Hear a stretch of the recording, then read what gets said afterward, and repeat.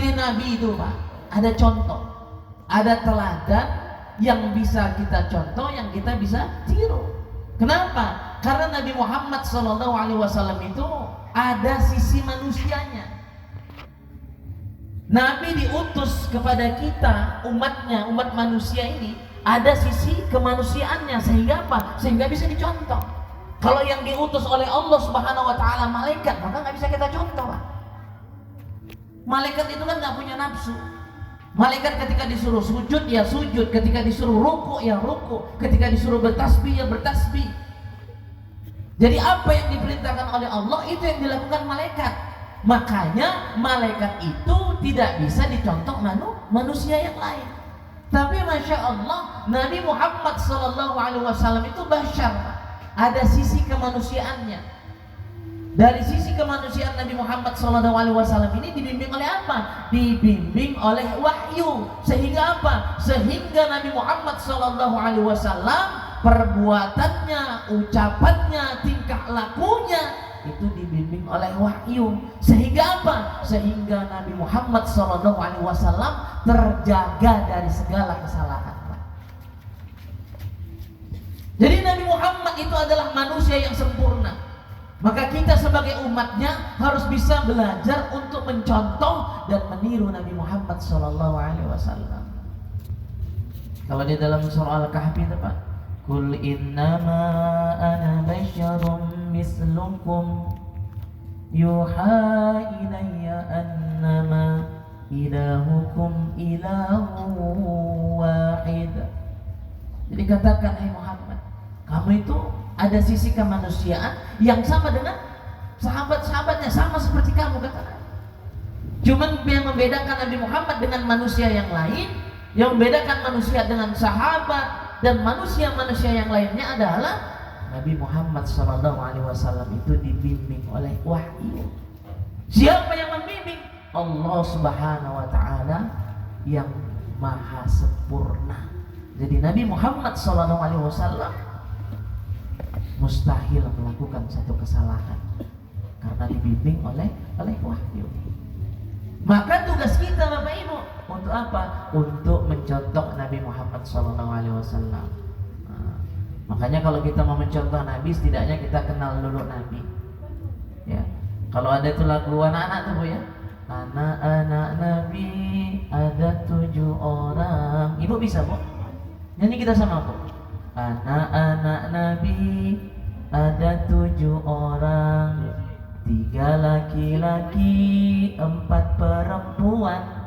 Pertama Qasim, Abdullah, Ibrahim, Zainab, Rukaya, Umi Kalsum, Fatimah. Itu kan Bu? Nah, itu anak-anak Nabi.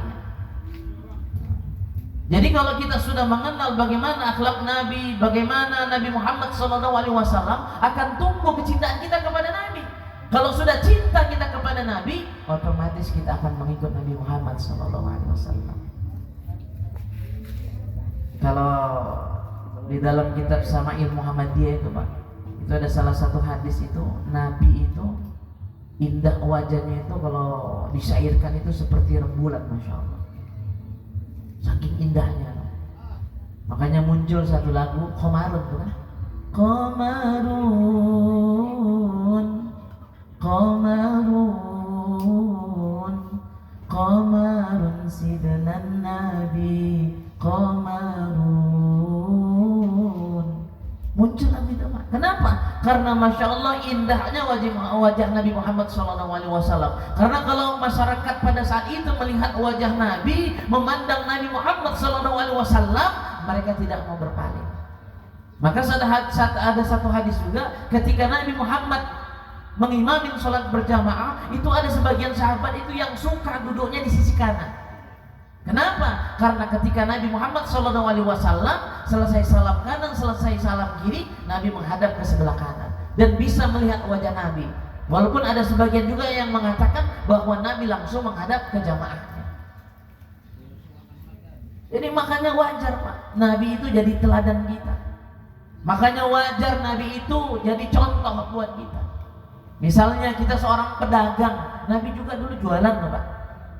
Ada di sini yang pedagang kok. Bisa mencontoh dari Nabi. Kalau di sini ada seorang guru, ada guru? Bu? Nggak ada? Bapak ada guru? Ada kan? Nabi juga pengajar. Makanya Nabi bisa kita contoh dari segala aspek. Nah, sehingga apa? Sehingga Nabi Muhammad SAW ini bisa kita tiru dalam segala aspek juga, Bapak Ibu. Ada juga satu hadis pada saat itu Nabi Muhammad SAW mau melakukan sholat subuh. Ketika mau berwudu, Nabi tidak menemukan air. Akhirnya Nabi memerintahkan salah seorang sahabat untuk mengambil kantongan air, Pak. Dan disitulah keluar salah satu mukjizat Nabi Muhammad SAW, keluarnya air dari sela-sela jari Nabi. Tapi mukjizat ini bukan menunjukkan kehebatan Nabi, bukan. Mukjizat ini justru untuk menunjukkan kekuasaan Allah Subhanahu wa taala. Kenapa? Karena Allah memberikan satu mukjizat kepada orang yang amat sangat mulia, sehingga mukjizat itu menjadi sesuatu hal yang luar biasa. Jadi keluar air, Pak. Dan Quran ini juga mukjizat. Dan insya Allah Quran ini sampai hari kiamat, Pak. Ini tetap dijaga oleh Allah Subhanahu wa taala. Makanya beruntung kita ini kalau kita bisa menjadi orang-orang penjaga Al-Quran. Jadi menjaga Quran ini bukan sekedar menghafal saja, tidak. Membaca rutin saja kita nih, Pak. Bu, ya. Kita, Pak, membaca rutin itu juga bagian daripada cara kita untuk menjaga Al-Quran. Ya. Jadi pada saat itu Nabi Muhammad mau berwudu tidak menemukan air. Lalu sahabat diperintahkan untuk mengambil kantongan air dan keluarlah salah satu mukjizatnya, keluar air dari sela-sela jari Nabi. Dan itulah yang digunakan untuk berwudu. Selesai wudu, Nabi langsung menghadap ke jamaahnya. Langsung Nabi mengatakan kepada sahabatnya, "Ya ayuhan nas, man a'jabul khalqi imana." Nabi bertanya, manusia, sahabat-sahabatku, tahukah kalian makhluk Allah yang luar biasa imannya? Kalau ini ditanyakan ke kita, kira-kira jawab kita siapa, Pak? Pak? Nabi. Bu, kalau ini ditanyakan ke kita, kira-kira makhluk Allah yang luar biasa imannya siapa? Nabi Muhammad. Tapi pada saat itu sahabat menjawab al-malaika, para malaikat. Lalu Nabi melanjutkan, wa kaifa la tu'minul malaika wa hum yu'ainunal amra. Bagaimana pula para malaikat tidak beriman kepada Allah? Perintah itu langsung kepada mereka. Artinya apa? Artinya wajar kalau para malaikat itu beriman kepada Allah. Mereka dapat perintah langsung dari Allah. Lalu sahabat-sahabat menjawab lagi, "Fan nabiyuna ya Rasulullah." Kalau begitu para nabi. Lalu Nabi mengatakan, "Wa kaifa la yu'minun nabiyyun wa wahyu yanzilu alaihi minas sama." Bagaimana pula para nabi tidak beriman kepada Allah? Wahyu diturunkan dari langit itu untuk mereka. Artinya apa? Wajar kalau para nabi itu beriman kepada Allah. Lalu sahabat-sahabat melanjutkan lagi, "Fa ashabuka ya Rasulullah." Kalau begitu sahabat-sahabatmu ya Rasulullah. Nabi melanjutkan, "Wa kaifa la tu'minu ashabi wa hum yarawna ma yarawna." Bagaimana pula sahabatku tidak beriman kepada Allah sedangkan mereka melihat apa yang mereka melihat, mereka menyaksikan apa yang mereka saksikan. Artinya apa? Sahabat bertemu dengan Nabi, sahabat melihat wahyu yang diturunkan Nabi, sahabat melihat mukjizat yang dialami oleh Nabi Muhammad SAW. Maka wajar kalau sahabat beriman kepada Allah dan beriman kepada Nabi Muhammad Sallallahu Alaihi Wasallam. Kita, Pak, kalau ketemu Nabi kira-kira beriman nggak kita sama Nabi, Pak? Pak? Ibu, kalau ketemu sama Nabi beriman nggak sama Nabi? Jelas beriman loh. Kita nggak ketemu aja beriman, apalagi kalau kita bertemu. Makanya Nabi melanjutkan, "Walakin a'zaban nasi imana qaumun yanji'una ba'di." Akan tetapi manusia yang paling luar biasa imannya itu adalah kaum sesudah kalian. Jadi kaum sesudah sahabat. Sesudah sahabat ada siapa, Pak? Ada tabi'in, ada tabi'in, ada salafus saleh, dan terus sampai kepada kita. Dan kita berharap di sini qaumun yanji'una ba'di itu adalah kita. Kenapa kita dikatakan luar biasa imannya? Nabi melanjutkan yu'minu bi walam yarawni wa yusaddiquni walam yarawni. Mereka beriman kepada aku padahal mereka tidak pernah melihatku. Mereka membenarkan apa yang aku bawa, mereka membenarkan apa yang aku sampaikan padahal mereka tidak pernah melihatku. Ulaika ikhwani. Mereka itu adalah saudara-saudaraku, kata Nabi. Jadi kita ini, Pak, dianggap oleh Nabi saudaranya Nabi. Nah, jadi kalau orang yang bertemu dengan Nabi, beriman kepada Nabi Muhammad, itu dikatakan ashabi, sahabatku. Tapi orang yang tidak pernah bertemu dengan Nabi dan beriman kepada Nabi Muhammad SAW, itu dikatakan ikhwani, saudara-saudaraku. Baru beliau melanjutkan membacakan satu ayat surah Al-Baqarah ayat 3. Allazina yu'minuna bil ghaib. Jadi mereka itu beriman kepada yang ghaib. Jadi kalau ada anggota IKAS yang tidak hadir pada hari ini itu ghaib, Pak. Ya, Bu ya? Nah, jadi yang nggak datang hari ini itu ghaib. Ya, nggak nampak. Ya kan? Nah, jadi yang ghaib itu siapa? Allah ghaib. Ya. Allah itu ghaib, tidak bisa kita lihat, tidak bisa kita pandang, dan tidak boleh juga kita khayalkan bagaimana seperti apa Allah. Nah, karena kalau masih bisa kita bayangkan, masih bisa kita khayalkan, itu bukan Allah, Pak. Ya. Jadi Allah itu tidak bisa kita bayangkan, tidak bisa kita hayalkan. Kalau bisa kita bayangkan dan kita hayalkan, dia bukan Allah. Ya. Apalagi yang ghaib, Pak? Malaikat ghaib, ya kan? Iblis ghaib, jin ghaib, ya.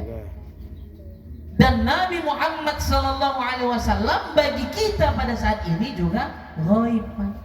Nah, nampak, tidak terlihat, tapi ada. Begitu.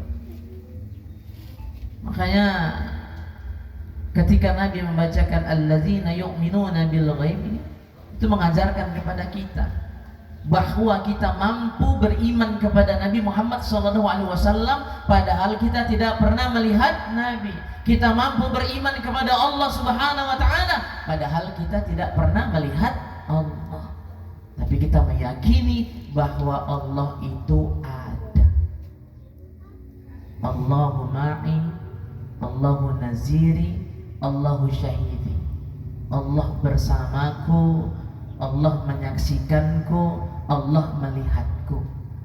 Jadi kalau kita merasa dilihat, kita merasa disaksikan, kita merasa bersama Allah Subhanahu wa taala, otomatis sebagai seorang makhluk kita akan terhindar dari dosa dan maksiat. Makanya usahakan kita merasa bersama Allah itu dalam hal segala aspek, Pak. Lagi di jalan merasa bersama Allah, sehingga kita takut bermaksiat. Lagi di lampu merah bersama Allah, kan begitu. Sehingga kita bisa taat aturan, Pak. Ya, dalam segala aspek kita harus merasa itu. Karena kalau merasa melihatnya ketika di masjid saja, takut bermaksiatnya di masjid saja.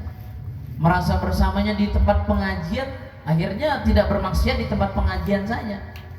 Tapi usahakan dimanapun kita harus merasa bersama Allah Subhanahu wa ta'ala. Di kantor kita merasa bersama Allah, di rumah kita merasa bersama Allah, di pasar kita merasa bersama Allah. Dimanapun kita harus tetap merasa bersama Allah Subhanahu wa ta'ala. Ya. Baru Nabi menyampaikan satu hadis, tuba liman ro'ani wa amanani. beruntunglah orang-orang yang melihatku dan beriman kepadaku. Tapi ketika Nabi mengucapkan ini satu kali, wa tuba liman amana bi walam yarawni sab'at marat. Tapi ketika Nabi mengucapkan beruntunglah orang-orang yang tidak pernah melihatku dan beriman kepadaku, Nabi mengucapkan sebanyak 7 kali. Masya Allah. Ini kira-kira yang dapat 7 kali itu siapa Pak? Kita. Jadi kita ini mudah-mudahan menjadi orang yang beruntung, karena kita tidak pernah melihat Nabi, tapi kita beriman kepada Nabi Muhammad Sallallahu Alaihi Wasallam. Kita tidak pernah bagaimana paras Nabi Muhammad Sallallahu Alaihi Wasallam, tapi kita beriman kepada Nabi Muhammad Sallallahu Alaihi Wasallam. Bahkan kita sering berselawat kepada beliau. Betul nggak Pak? Betul nggak? Betul kan? Itu bukti cinta kita. Makanya selawat kita sama-sama ya Bu ya. Ibu ada mic-nya Bu. Nah, Ibu ini kan kalau suaranya saya dengar tadi nyanyi kasidahnya bagus-bagus sekali. Maksudnya selawat kita ya. Salatullah salamullah ala Toha Rasulillah. Salatullah salamullah ala Yasin Habibillah. Lagi yuk. Salatullah salamullah ala Toha Rasulillah. Salatullah salamullah ala Yasin Habibillah. Jadi nama lain dari Nabi Muhammad ada namanya Toha. Surah Toha itu kan Toha. Makanya ketika kita membaca Toha itu ada mufassir menganjurkan kita untuk berselawat kepada Nabi. Begitu juga ketika kita membaca surah Yasin, Yasin. Itu Allahumma sholli ala Muhammad wa ala ali Muhammad. Kenapa? Karena itu salah satu dari nama Nabi Muhammad sallallahu alaihi wasallam. Jadi banyak nama Nabi ini, Pak. Salah satunya Yasin tadi. Nah, di sini ada yang rutin nggak bacanya Yasin, Pak? Bu, rutin ya? Rutinnya waktu Jumatan wirid aja atau rutin setiap saat? Nah, kalau bisa rutin nih Pak, setiap saat kita baca. Ya, karena fadilahnya luar biasa Yasin nih Pak. Salah satunya itu berkaitan dengan rezeki. Yang kedua, kalau ada orang yang sakaratul maut, kita bacakan di sebelahnya itu surah Yasin, maka orang yang sakaratul maut tadi wafat mati, maka ketika orang yang kita bacakan di sebelahnya Yasin tadi itu akan dijaga oleh malaikat. Bahkan malaikat itu ikut memandikan, ikut mengkafani, ikut menyolatkan, Masya Allah. Nah, setelah itu ikut para malaikat ini untuk apa? Mengantarkan jenazahnya ke kuburan, Masya Allah. Jadi luar biasa. Makanya diharapkan kita semua yang ada di sini kita rutinkan ini Pak, kita dawamkan surah Yasin ini di rumah-rumah kita. Kalau bisa rumah-rumah kita ini jangan sepi dari baca-bacaan Al-Quran. Kenapa? Karena manfaat daripada Al-Quran ini luar biasa. Ya, saya ini Pak, Bu, ya, saya peruqyah. Jadi Masya Allah saya merasakan betul mukjizat daripada Al-Quran ini, bahwa orang-orang yang kerasukan itu ketika kita bacakan ayat Al-Quran itu terbantu. Ya. Bahkan sekitar sepekan yang lalu saya ada meruqyah di daerah Galang. Jadi si ibu ini diganggu Pak. Itulah salah satu ciri-ciri sihir itu Pak. Sihir itu ketika dukun bersama pasukannya itu mau menteror kita, itu awal-awalnya itu menteror dulu, dikasih serangan-serangan kecil gitu. Jadi si ibu ini diteror ketika dia mau ke kamar mandi, seperti ada yang mengikuti. Ketika dia keluar kamar mandi, gayungnya gerak sendiri, macam ada yang ngambil air dari bak mandinya itu. Itulah cara setan tadi meneror, jin-jin tadi itu meneror. Ini ciri-ciri Pak. Baru malamnya bermimpi, dengan sosok yang jelek, yang sosok yang menyeramkan, bahkan dia pernah dicekik.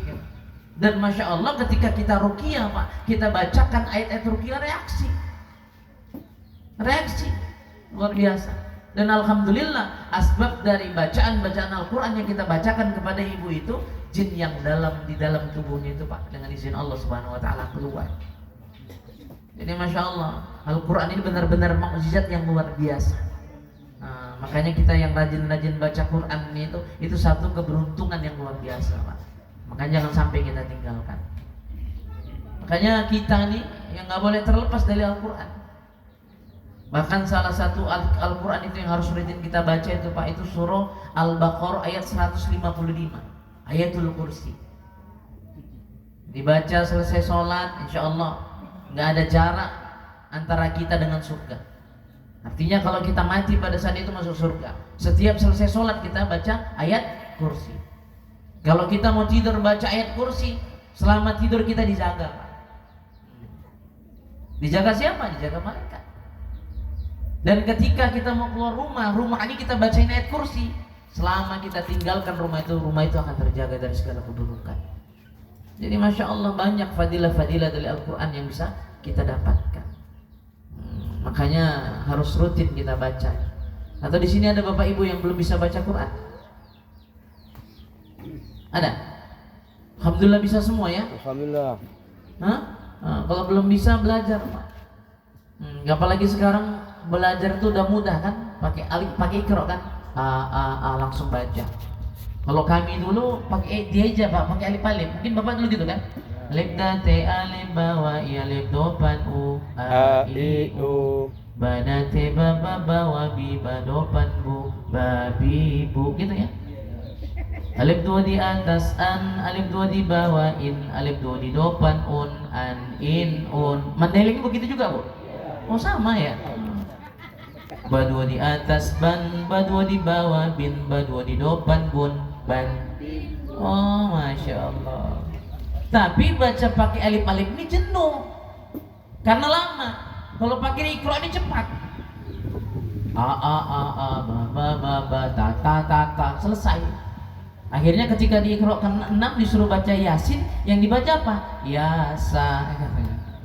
Suruh baca Alif Lam Mim, yang dibaca Alama. Coba ya. Nah, makanya di sini tugas guru tadi ketika sudah Iqra 5 itu dijelaskan supaya apa? Supaya si anak ini paham. Bahkan saya alif-alif itu masih ada sebagian yang ingat itu Pak. Yang dieja-eja. Kalau dulu tuh kami belajar ada tanda tasdid, itu kami nyebutnya sabtu. Ya kan? Yang tertahan ya. Ada sukun, kalau kami nyebutnya dulu mati. Makanya ketika baca dieja. Alif lam sabtu date allam alif date la Allah. Balam sabtu date balam date la balla. Salam sabtu date talam date la talla. Salam sabtu date salam date la salla. Begitu. Jadi ini sabtu, ini tasbih. Ada juga tanda sukun disebutkan. Alif date anun date na ana. Alif waw mati date aunun date na auna. Alif waw mati dopan unun date na una. Alif ya mati date ainun date na aina. Alif ya mati bawa inun date na ina. Alif date anun dua di dopan nun anun. Begitu. Ibu dulu gitu ngajinya Bu. Dan alhamdulillah sampai sekarang masih ingat. Makanya kalau bisa anak-anak kita ini Pak, kita galakkan terus belajar Al-Quran nih. Terkadang ada anak-anak masih TK dia, masih SD dia semangat baca Quran ini, semangat belajar Al-Qurannya. Udah SMP udah SMA males Pak, pudar dia. Bahkan ada anak SMA-nya kita suruh baca doa selesai makan aja nggak hafal. Kalau bapak hafal ya Pak ya? Doa selesai makan. Iya. Kadang anak-anak kita, cucu-cucu kita itu hafal. Ada orang tua nggak hafal doa selesai makan, kawan. Ya. Doa masuk kamar mandi hafal ya Pak ya? Keluar kamar mandi juga ya? Ini yang diajarkan kepada anak-anak kita, kepada cucu-cucu kita. Tapi kenapa? Karena tidak dipraktekkan. Akhirnya apa? Akhirnya bubar, buyar. Makanya ada pepatah yang mengatakan al ilmu bila alam, bila amalin kasyajar bila samarin. Jadi ilmu tanpa amal itu bagaikan pohon tanpa buah. Kalau pohon tanpa buah itu tidak akan pernah memberikan manfaat. Makanya begitu juga dengan ilmu. Ilmu yang tidak menjadi amal, ilmu yang tidak diamalkan, ilmu itu tidak akan memberikan manfaat kepada kita. Makanya sedikit ilmu diamalkan itu jauh lebih baik daripada banyaknya ilmu tanpa amal. Ya. Ada satu cerita nih Pak. Akibat si adik tadi ini nggak mengamalkan ilmunya. Biasa itu kalau di bulan Ramadan masjid-masjid kan mengundang ustad, ya. Tapi pada saat itu di kampung ustad ini nggak datang, bingung BKM. Dan pada saat itu di situ ada seorang anak muda yang masya Allah masih aliyah, kan. Tapi dia ada ilmu itu nggak jadi amal. Akhirnya karena tamat sekolah aliyah, dia ada maju aja, akhirnya baca Bismillahirrahmanirrahim Alhamdulillahi Rabbil Alamin Ar-Rahmanirrahim Maliki Yawmiddin Iyyaka na'budu wa iyyaka nasta'in اهدنا الصراط المستقيم صراط الذين أنعمت عليهم غير المغضوب عليهم ولا الضالين.